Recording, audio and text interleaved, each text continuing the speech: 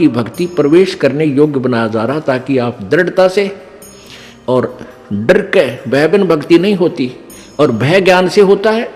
जैसे बच्चे को ज्ञान हुआ सर्प का तो फिर वो डरने लगा, उससे जान बचा ली।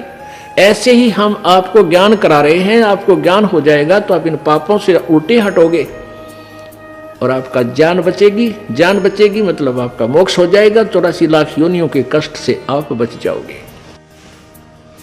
सतगुरु के उपदेश का अब फिर विचार करो इसी बात पर। लाया एक विचार, जय सतगुरु मिलते नहीं, जाते नरक द्वार।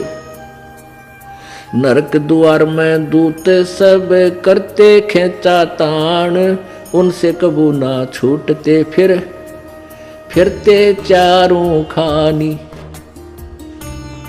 चार खानी में भ्रमते कभू न लगते पारे, सो फेरा सब मिट गया हमारे सतगुरु के उपकार।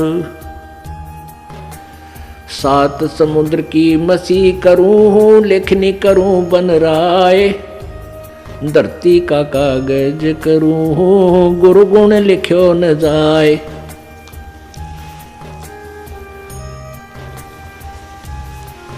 गुरु मानुष कर जानते ते नर कहिए अंध, ओए दुखी संसार में आगे यम के फंदे। और जब आपको सतगुरु मिल जाते हैं, आपका कैसा उनके प्रति व्यवहार हो, गुरु से अधिक ना कोई ठहराई, मोक्ष पंथ नहीं गुरु बिन पाई।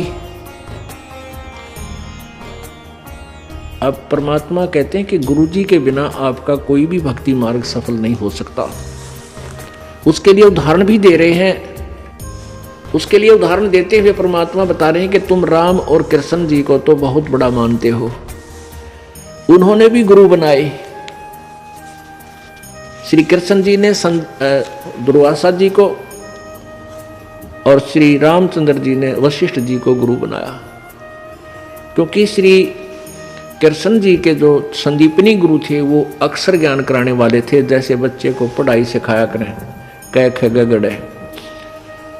और दुर्वासा जी उनके आध्यात्मिक गुरु थे श्री कृष्ण जी के, और वशिष्ठ जी श्री रामचंद्र जी के आध्यात्मिक गुरु और साथ में अक्षर ज्ञान गुरु दोनों ही थे।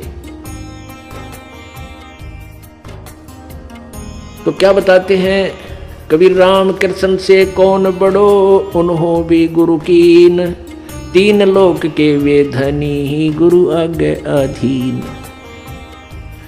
राम कृष्ण बढ़ती पुर राजा, तीन गुरु बंद कीन निज काजा।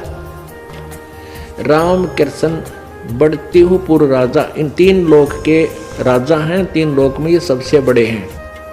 और इन्होंने भी गुरु जी की वंदना करके अपने सभी कार्यों को किया, गुरु जी की ही शरण देकर के गुरु बनाकर ही उन्हीं की आज्ञा अनुसार अपने सब कार्य किए। अब ये विचार कर लेना चाहिए, जब राम और कृष्ण जिनको हम भगवान मानते थे, उन्होंने भी गुरु बनाकर यहाँ से पीछा छुटवाया, तो आप कौन से खेत की मूली हो के आप ना गुरु बनाओ और पार हो जाओगे?